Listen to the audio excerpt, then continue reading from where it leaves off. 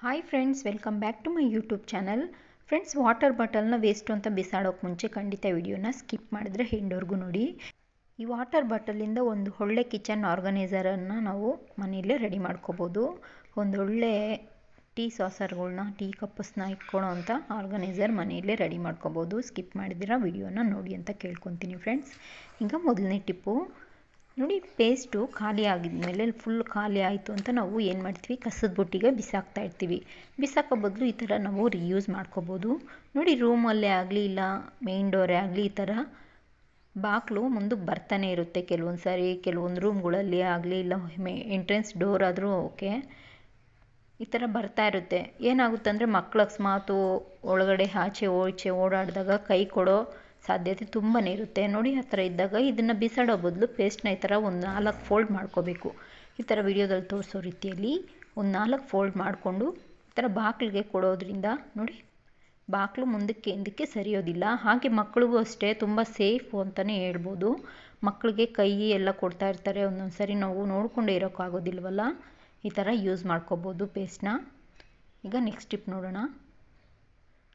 ನಾವು ವರ್ಕ್ ಬ್ಲೌಸೇ ಆಗಲಿ ಇಲ್ಲ ರೇಷ್ಮೆ ಸೀರೆಗಳನ್ನೇ ಆಗಲಿ ಯಾವಾಗೋ ಒಂದು ಸರಿ ಉಡ್ತಾ ಇರ್ತೀವಲ್ವ, ನಾವು ಒಂದೇ ಕಡೆ ಇಟ್ಟು ಏನಾಗುತ್ತೆ ಅಂದರೆ ಈ ಥರ ಬಟನ್ಸ್ ಎಲ್ಲ ನೋಡಿ ತುಕ್ಕಿಡಿದ್ಬಿಟ್ಟಿದೆ ಫುಲ್. ಇದು ನಾನು ತುಂಬ ದಿನಗಳಿಂದ ಯೂಸ್ ಮಾಡಿದ್ರೆ ಇಟ್ಟಿರೋದ್ರಿಂದ ತುಂಬಾ ತುಕ್ಕಿಡಿದ್ಬಿಟ್ಟು ಅದರ ಕರೆ ಎಲ್ಲ ಬ್ಲೌಸ್ಗೆಲ್ಲ ಅಂಟ್ಕೊಂಡ್ಬಿಟ್ಟಿದೆ, ನೋಡ್ತಾ ಇರ್ಬೋದು ನೀವು.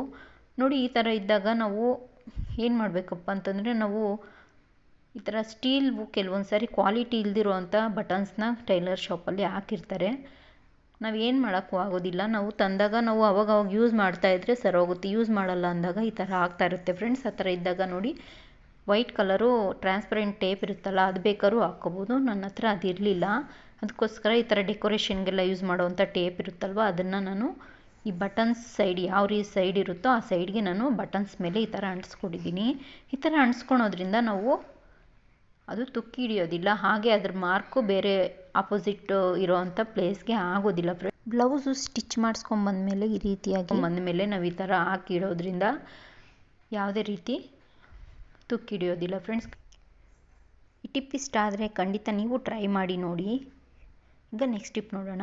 ನೋಡಿ, ಚಾರ್ಜರ್ಗಳ್ನ ನಾವು ಈ ಫೋನ್ಗೆಲ್ಲ ಚಾರ್ಜಿಂಗ್ ಯೂಸ್ ಮಾಡ್ತಾ ಇರ್ತೀವಿ, ನೋಡ್ತಾ ಇರ್ಬೋದು. ನಾವು ಕೈಯಲ್ಲಿ ಮುಟ್ಟಿದಾಗ ಆಚೆ ಈಚೆ ಓಡಾಡಿದಾಗೆಲ್ಲ ಮುಟ್ತಾ ಇರ್ತೀವಲ್ವ ಚಾರ್ಜಿಂಗ್ ಹಾಕೋಬೇಕಾದ್ರೆ. ಈ ಥರ ನಾವು ತುಂಬಾ ಗಲೀಜಾಗಿಬಿಟ್ಟಿರುತ್ತೆ, ಅದನ್ನು ನಾವು ಕ್ಲೀನ್ ಮಾಡ್ಕೊಳೋಕ್ಕೆ ಹೋಗೋದಿಲ್ಲ. ಈಸಿಯಾಗಿ ನಾನು ಕ್ಲೀನ್ ಮಾಡ್ಕೊಳೋವಂಥದ್ದು ವಿಧಾನನ ತೋರಿಸ್ತೀನಿ ನೋಡಿ. ಸ್ವಲ್ಪ ನೈಲ್ ರಿಮೂವರ್ ಎಲ್ಲರ ಮನೆಯಲ್ಲೂ ಸಾಮಾನ್ಯವಾಗಿ ಇದ್ದೇ ಇರುತ್ತೆ. ಸ್ವಲ್ಪ ಕಾಟನ್ಗೆ ನೈಲ್ ರಿಮೂವರ್ನ ಹಾಕ್ಕೊಂಬಿಟ್ಟು ನೋಡಿ ಈ ಥರ ಉಜ್ಜಿದ್ರೆ ಸಾಕು ಫ್ರೆಂಡ್ಸ್. ಎಷ್ಟೇ ಕೊಳೆಯಲ್ಲಿ ಹಠಮಾರಿ ಕೊಳೆ ಇದ್ದರೂ ಪರವಾಗಿಲ್ಲ, ತುಂಬಾ ನೀಟಾಗಿ ಕ್ಲೀನ್ ಆಗಿಬಿಡುತ್ತೆ. ನೋಡ್ತಾ ಇರ್ಬೋದು, ಸ್ವಲ್ಪನೇ ನಾನು ತೊಗೊಂಡಿರೋದು, ಸ್ವಲ್ಪ ತೊಗೊಂಡು ಈ ಥರ ಉಜ್ಕೊಂಡ್ರೆ ಸಾಕು ಫ್ರೆಂಡ್ಸ್. ತುಂಬಾ ನೀಟಾಗಿ ಎಷ್ಟೇ ಕೊಳೆ ಇದ್ರೂ ಕಾಟನಲ್ಲಿ ನೀವೇ ನೋಡ್ತಾ ಇರ್ಬೋದು, ಅದರಲ್ಲಿರೋವಂಥ ಕೊಳೆ ಎಲ್ಲ ಕಾಟನ್ಗೆ ಮೆತ್ಕೊಂಡಿದೆ. ಈ ಥರ ನಾವು ಆವಾಗವಾಗ ಚಾರ್ಜರ್ಗಳ್ನ ನೀಟಾಗಿ ಕ್ಲೀನ್ ಮಾಡ್ಕೊತಾ ಇರಬೇಕು. ವಯರ್ನೂ ಅಷ್ಟೇ ನೀಟಾಗಿ ಕ್ಲೀನ್ ಮಾಡ್ಕೊತಾ ಇರಬೇಕು. ನಂದು ವಯರ್ ನೀಟಾಗೇ ಇದೆ, ಚಾರ್ಜರು ತುಂಬಾ ಗಲೀಜಾಗಿತ್ತು, ಇದು ಕಾಯಿಲು, ಅದಕ್ಕೋಸ್ಕರ ನಾನು ಈ ರೀತಿಯಲ್ಲಿ ಕ್ಲೀನ್ ಮಾಡಿ ತೋರಿಸ್ತಾ ಇದ್ದೀನಿ ನೋಡಿ. ನಿಮ್ಮ ಮನೆಯಲ್ಲೂ ಈ ಥರ ಏನನ್ನ ಆಗಿದ್ರೆ ಖಂಡಿತ ನೀವೂ ಇದೇ ಮೆಥಡಲ್ಲಿ ನೀವು ಕ್ಲೀನ್ ಮಾಡ್ಕೊಳೋದ್ರಿಂದ ಚಾರ್ಜರು ತುಂಬಾ ನೀಟಾಗಿ ಇರುತ್ತೆ ಫ್ರೆಂಡ್ಸ್. ನೋಡ್ತಾ ಇರ್ಬೋದು, ಹೊಸದ ರೀತಿಯಲ್ಲಿ ಕಾಯಿಲ್ ಆಗಿದೆ. ಖಂಡಿತ ನೀವು ಟ್ರೈ ಮಾಡಿ ನೋಡಿ. ನೋಡಿ, ಕಾಟನಲ್ಲಿ ಎಷ್ಟು ಗಲೀಜು ಬಂದಿದೆ ಅಂತ ನೀವೇ ನೋಡ್ತಾ ಇರ್ಬೋದು. ಮೊದಲಿಗೆ ಇವಾಗೆ ಡಿಫ್ರೆನ್ಸ್ ಗೊತ್ತಾಗ್ತಾ ಇದೆ ಅಂತ ಅಂದ್ಕೊತೀನಿ. ಈಗ ನೆಕ್ಸ್ಟ್ ಟಿಪ್ಪು ನೋಡಿ, ಕೂಲಿಂಗ್ ಗ್ಲಾಸೇ ಆಗಲಿ ಇಲ್ಲಾಂದರೆ ಟೆಸ್ಟಿಂಗ್ ಗ್ಲಾಸೇ ಆಗಲಿ ನಾವು ಯೂಸ್ ಮಾಡ್ತಾ ಏನಾಗುತ್ತೆ, ತುಂಬ ಬ್ಲರ್ ಬಂದುಬಿಡುತ್ತೆ ಸ್ಪೆಕ್ಸು. ಹಾಗೆ ಗೆರೆ ಬಿದ್ದು ಅದ್ರ ಮೇಲೆ ಡಸ್ಟ್ ಎಲ್ಲ ತುಂಬಿಕೊಂಡು ಸರಿಯಾಗಿ ಕಾಣ್ತಾ ಇರಲ್ಲ, ಬ್ಲರ್ ಕಾಣ್ತಾ ಇರುತ್ತೆ. ಇದನ್ನು ನೀಟಾಗಿ ಕ್ಲೀನ್ ಮಾಡ್ಕೊಳೋವಂಥ ವಿಧಾನನ ನೋಡಿ, ಸ್ವಲ್ಪ ವ್ಯಾಸಲಿನ್ನ ಈ ಗ್ಲಾಸ್ ಮೇಲೆ ನಾನು ಅಪ್ಲೈ ಮಾಡ್ಕೊತಾ ಇದ್ದೀನಿ. ಸ್ವಲ್ಪ ತೊಗೊಂಡ್ರೆ ಸಾಕಾಗುತ್ತೆ, ತುಂಬ ತೊಗೊಳಕ್ಕೆ ಹೋಗಬೇಡಿ.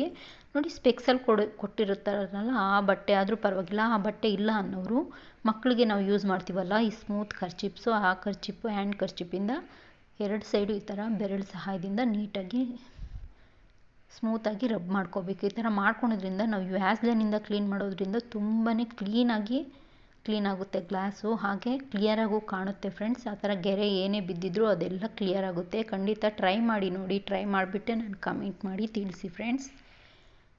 ನೋಡಿ, ಎಷ್ಟು ನೀಟಾಗಿ ಆಗಿದೆ ಅಂತ ನೀವೇ ನೋಡ್ಬೋದು, ತುಂಬಾ ನೀಟಾಗಿ ಕ್ಲಿಯರಾಗಿ ಕಾಣುತ್ತೆ ಸ್ಪೆಕ್ಸು. ಖಂಡಿತ ಟ್ರೈ ಮಾಡಿ ನೋಡಿ ಫ್ರೆಂಡ್ಸ್. ಈಗ ನೆಕ್ಸ್ಟ್ ಟಿಪ್ ನೋಡೋಣ.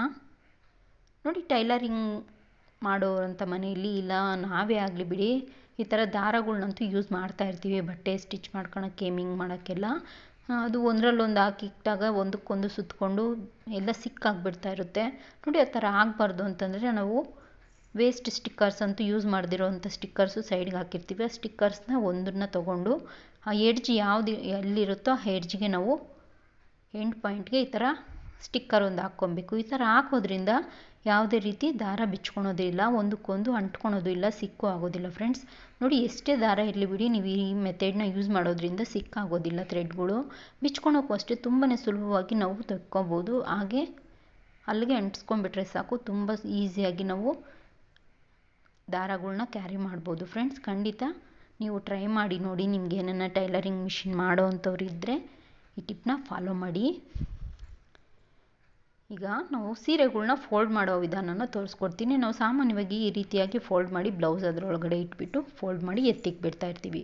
ಈ ಥರ ಎತ್ತಿಡೋದ್ರಿಂದ ಒಂದ್ರ ಮೇಲೆ ಒಂದು ಸೀರೆಗಳು ಇಟ್ಟಾಗ ಒಂದು ತೊಗೊಂಡ್ರೆ ಸಾಕು ಎಲ್ಲ ಸೀರೆಗಳು ಬಿದ್ದೋಗ್ತಾ ಇರುತ್ತೆ. ನೋಡಿ ಈ ರೀತಿಯಾಗಿ ನಾವು ಫೋಲ್ಡ್ ಮಾಡಿ ಇಟ್ಟಿದ್ದೆ ಆದರೆ ತುಂಬಾ ಬಟ್ಟೆಗಳ್ನ ಕಬೋರ್ಡಲ್ಲಿ ನಾವು ಇಟ್ಕೋಬೋದು. ಫಸ್ಟು ನೀಟಾಗಿ ಫೋಲ್ಡಿಂಗ್ನ ಹಾಕ್ಕೋಬೇಕು ಸೀರೆ. ನೋಡಿ ಆ ಕಡೆಯಿಂದ ಒಂದು ಫೋಲ್ಡಿಂಗು ಈ ಕಡೆಯಿಂದ ಒಂದು ಫೋಲ್ಡಿಂಗ್ ಹಾಕ್ಕೊಬೇಕು. ಕುಚ್ಚು ಸೈಡು ಸೆಂಟ್ರಲ್ಲಿರಬೇಕು. ಆ ಕಡೆ ಒಂದು ಈ ಕಡೆ ಒಂದು ಫೋಲ್ಡ್ ಹಾಕ್ಕೊಂಡ್ಮೇಲೆ ರೈಟ್ ಸೈಡ್ ಇರೋವಂಥ ಫೋಲ್ಡಿಂಗ್ನ ಮೇಲೆ ಇರೋವಂಥ ಲೆಫ್ಟ್ ಸೈಡ್ ಇರೋವಂಥ ಫೋಲ್ಡಿಂಗಲ್ಲಿ ಮೇಲೆ ಭಾಗ 2 ಲೇಯರ್ ತೊಗೊಂಡು ಇದ್ರ ಒಳಗಡೆ ನಾವು ಸೇರಿಸ್ಕೋಬೇಕು. ಈ ರೀತಿಯಾಗಿ ಒಂದು ಪಾಕೆಟ್ ರೀತಿಯಲ್ಲಿ ಇರುತ್ತೆ ಸ್ಯಾರಿ. ಸೂಪರಾಗಿ ಕಾಣುತ್ತೆ ಫ್ರೆಂಡ್ಸ್. ಯಾವುದೇ ರೀತಿ ಐರನ್ನು ಹೋಗೋದಿಲ್ಲ, ನೀಟಾಗೂ ಇರುತ್ತೆ. ನೋಡಿ ಕುಚ್ಚು ಸಮೇತ ನಾವು ಹಾಕಿರೋವಂಥ ಕುಚ್ಚು ಎಷ್ಟು ನೀಟಾಗಿ ಕಾಣ್ತಾ ಇದೆ ಅಂತ ನೀವೇ ನೋಡ್ಬೋದು. ಹಾಗೆ ಅದ್ರ ಸ್ಯಾರಿ ಫೋಲ್ಡಿಂಗ್ ಬ್ಲೌಸ್ ಇರುತ್ತಲ್ಲ, ಬ್ಲೌಸ್ನೂ ಅಷ್ಟೇ ಆ ಸ್ಯಾರಿ ಪೆಟಿಕೋಟ್ ಯಾವುದಿರುತ್ತೋ ಅದನ್ನು ಸಮೇತ ನಾವು ಇದು ಮೇಲೆ ಭಾಗ ಇನ್ನೊಂದು ಲೇಯರ್ ಇರುತ್ತೆ ಆ ಪಾಕೆಟ್ ಥರ, ಅದರೊಳಗಡೆ ಇಟ್ಕೊಂಡ್ರೆ ಆಯಿತು. ಈ ಥರ ಫೋಲ್ಡಿಂಗ್ ಮಾಡಿ ಇರೋದ್ರಿಂದ ಎಷ್ಟೇ ಸೀರೆಗಳ್ನ ಬೇಕಾದರೂ ಕಬೋರ್ಡಲ್ಲಿ ನಾವು ಕಡಿಮೆ ಜಾಗದಲ್ಲಿ ಇಟ್ಕೋಬೋದು ಫ್ರೆಂಡ್ಸ್. ಈಗ ನೆಕ್ಸ್ಟ್ ಟಿಪ್ ನೋಡೋಣ. ನೋಡಿ ನಾನು 1 ಲೀಟರ್ನ ವಾಟರ್ ಬಾಟಲ್ನ ತೊಗೊಂಡಿದ್ದೀನಿ. ಇದು ನಾವು ವೇಸ್ಟು ಅಂತ ಬಿಸಾಕೋ ಬದಲು ಈ ರೀತಿಯಾಗಿ ನಾವು ಯೂಸ್ ಮಾಡ್ಕೊಬೋದು ಫ್ರೆಂಡ್ಸ್. ತುಂಬಾ ಉಪಯೋಗ ಇದೆ ಇದರಿಂದ. ನೋಡಿ ಫಸ್ಟು ಅದರ ಕವರ್ನ ನಾನು ಸಿಸರಿಂದ ಕಟ್ ಮಾಡ್ಕೊಂಡು ತೆಕ್ಕೊಂಡು ಮೇಲೆ ಪಾರ್ಟ್ನ ಒಂದು 3 ಇಂಚಷ್ಟು ಗ್ಯಾಪ್ ಬಿಟ್ಬಿಟ್ಟು ಮೇಲೆಯಿಂದ ನಾನು ಕಟ್ ಮಾಡ್ಕೊತಾ ಇದ್ದೀನಿ. ಚಾಕು ಬಿಸಿ ಮಾಡಿಕೊಂಡು ಕಟ್ ಮಾಡ್ಕೊಳ್ಳಿ, ತುಂಬ ಈಸಿಯಾಗಿ ಕಟ್ ಆಗುತ್ತೆ. ನೋಡಿ ಈ ಥರ ನಾನು ಪಾರ್ಟ್ನ ಡಿವೈಡ್ ಮಾಡ್ಕೊಂಡಿದ್ದೀನಿ ಮೇಲ್ಭಾಗನ. ಹಾಗೆ ಸೆಂಟ್ರ್ ಪಾರ್ಟ್ನ ನೋಡಿ ಚಾಕು ಬಿಸಿ ಮಾಡ್ಕೊಂಡು ಉದ್ದಕ್ಕೆ ಈ ಥರ ಕಟ್ ಮಾಡ್ಕೊಂಡು ಒಂದು 1/2 ಇಂಚ್ ಗ್ಯಾಪಲ್ಲಿ ನಾನು ಕಟ್ ಮಾಡ್ಕೊತಾ ಇದ್ದೀನಿ. 2 ಸೈಡೂ ನೋಡ್ತಾ ಇರ್ಬೋದು ಈ ರೀತಿಯಾಗಿ ಕಟ್ ಮಾಡ್ಕೊಂಡಿದ್ದೀನಿ. ಫ್ರೀಯಾಗಿರಬೇಕು, ಸ್ವಲ್ಪ ಒಂದು 1/2 ಇಂಚಷ್ಟು ಗ್ಯಾಪ್ ಬಿಟ್ಟು ಕಟ್ ಮಾಡ್ಕೊಳ್ಳಿ. ತುಂಬ ಈಸಿಯಾಗಿ ನಾವು ತೆಗಿಯೋಕ್ಕೆ ಹಾಕೋಕ್ಕೆ ಈಸಿ ಆಗುತ್ತೆ. ನಾನಿಲ್ಲಿ ಒಂದು ಸೆಲ್ಲೋ ಟೇಪ್ನ ವೈಟ್ ಕಲರ್ ಟ್ರಾನ್ಸ್ಪರೆಂಟ್ ಟೇಪ್ನ ನಾನು ಚುಚ್ಕೊಬಾರ್ದು ಅಂತ ಹಾಕ್ಕೊಂಡಿದ್ದೀನಿ. ನೀವು ಬೇಕಿದ್ರೆ ಹಂಗೆ ಬೇಕಾದ್ರೂ ಯೂಸ್ ಮಾಡ್ಕೋಬೋದು. ನೋಡಿ ಕಾಫಿ ಕಪ್ಗಳ್ನ ನಾವು ಎಲ್ಲಂದರೆ ಅಲ್ಲಿ ಹಾಕ್ತಾ ಇರ್ತೀವಿ, ಮಕ್ಕಳ ಕೈಗೆಲ್ಲ ಸಿಕ್ಕಿದ್ರೆ ಒಡೆದೋಗೋ ಚಾನ್ಸು ತುಂಬಾ ಇರುತ್ತಲ್ವ. ನಾವು ಈ ರೀತಿಯಾಗಿ ಈ ಬಾಕ್ಸ್ ಒಳಗಡೆ ಈ ವಾಟರ್ ಬಾಟಲ್ ಏನು ರೆಡಿ ಮಾಡ್ಕೊಂಡಿದ್ದೀವಿ ಇದರೊಳಗಡೆ ಇಡೋದ್ರಿಂದ ಒಂದು ಒಳ್ಳೆ ಆರ್ಗನೈಸರು ನಾವು ರೆಡಿ ಮಾಡ್ಕೋಬೋದು ಮನೆಯಲ್ಲೇ. ನೋಡಿ ಈ ಥರ ಒಂದರಲ್ಲೇ ನಾವು ಇಟ್ಕೋಬೋದು. ಎಷ್ಟು ಕಪ್ಗಳಿದ್ರೂ ಪರವಾಗಿಲ್ಲ, ಒಂದು 2-3 ಈ ರೀತಿಯಾಗಿ ಮಾಡಿ ಇಟ್ಕೊಂಡ್ಬಿಟ್ರೆ ನಮ್ಮ ಮನೇಲಿ ಎಷ್ಟು ಕಪ್ಗಳಿದ್ರೂ ಪರವಾಗಿಲ್ಲ. ಈ ರೀತಿಯಾಗಿ ಮಾಡಿ ನಾವೆಲ್ಲಾದರೂ ಒಂದು ಮೂಲೆಯಲ್ಲಿ ಇಟ್ಕೋಬೋದು. ಬೇಕು ಅಂದಾಗ ಯೂಸ್ ಮಾಡಿಕೊಂಡು ಮತ್ತೆ ಇದೇ ರೀತಿಯಲ್ಲಿ ತೊಳ್ಕೊಂಡು ನಾವು ಅದರಲ್ಲೇ ಹಾಕ್ಕೊಳೋದ್ರಿಂದ ತುಂಬ ಸೇಫಾಗಿರುತ್ತೆ. ಮಕ್ಕಳ ಕೈಗೆ ಸಿಗೋದಿಲ್ಲ, ಮಾತು ಕೈಯಲ್ಲಿ ಜಾರು ಬಿದ್ರೂ ಕೆಳಗಡೆ ಒಡೆದೋಗ್ತಾ ಇರುತ್ತಲ್ವ. ಈ ರೀತಿಯಾಗಿ ನಾವು ಅದರೊಳಗಡೆ ಇಟ್ಬಿಟ್ರೆ ಯಾವುದೇ ರೀತಿ ಡ್ಯಾಮೇಜ್ ಆಗೋದಿಲ್ಲ, ನೋಡೋಕ್ಕೂ ತುಂಬ ಚೆನ್ನಾಗಿ ಕಾಣ್ತಾ ಇರುತ್ತೆ ಫ್ರೆಂಡ್ಸ್. ಇವತ್ತಿನ ವಿಡಿಯೋ ನಿಮಗೆಲ್ಲ ಇಷ್ಟ ಆಗಿದೆ ಅಂತ ಅಂದ್ಕೊತೀನಿ ಫ್ರೆಂಡ್ಸ್. ಪ್ಲೀಸ್ ಇಷ್ಟ ಆಗಿದ್ರೆ ಅಂತೂ ನನ್ನ ಚಾನಲ್ಗೆ ಸಬ್ಸ್ಕ್ರೈಬ್ ಮಾಡಿಕೊಂಡು ಪಕ್ಕದಲ್ಲಿ ಬರೋ ಬೆಲ್ಲೈಕನ್ನ ಕ್ಲಿಕ್ ಮಾಡಿ. ಹಾಗೆ ಯಾರೆಲ್ಲ ನನ್ನ ಚಾನಲ್ಗೆ ಸಬ್ಸ್ಕ್ರೈಬ್ ಮಾಡ್ಕೊಂಡಿರೋ ನೋಡ್ತಾ ಇದ್ದೀರೋ ಪ್ಲೀಸ್ ಸಪೋರ್ಟ್ ಮಾಡಿ, ಸಬ್ಸ್ಕ್ರೈಬ್ ಮಾಡಿಕೊಂಡು ನಿಮ್ಮ ಫ್ಯಾಮಿಲಿ ಫ್ರೆಂಡ್ಸ್ಗೆ ಶೇರ್ ಮಾಡಿ. Thank you.